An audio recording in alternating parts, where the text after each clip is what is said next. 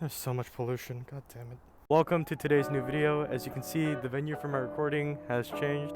I decided to post this tutorial outside because I wanted a change of pace and scenery.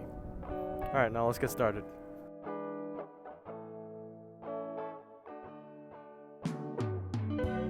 Today I'll be using the isometric V3s.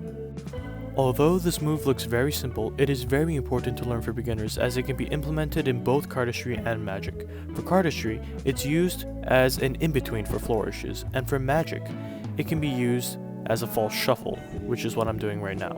But this requires a lot of practice and a lot of skill.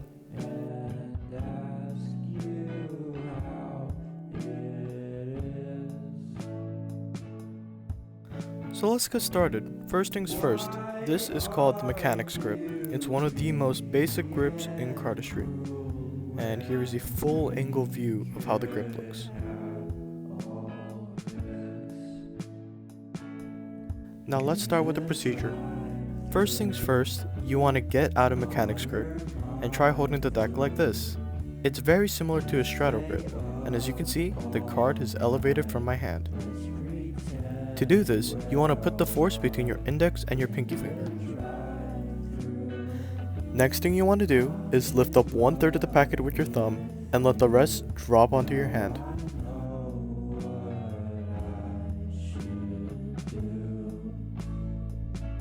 Now that your thumb has pushed up 1/3 of the packet, get your index finger ready by pointing it out and getting ready to push the other packet. As I said, we push up 1/3 of the packet with our thumb, and then use our index finger now to slowly slide in the rest of the packet to our thumb.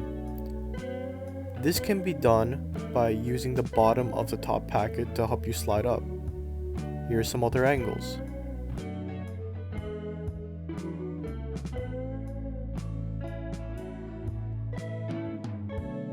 Now this is the hardest part.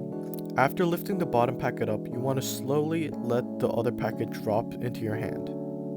In order to do this, you want to lower your middle and fourth finger and let your index finger crouch like so. Once again, lift a part of the packet up with your thumb and push your index finger towards your thumb so you can lift the other packet.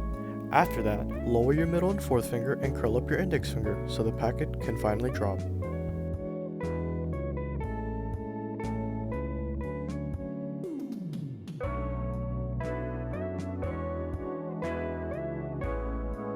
Thanks for watching.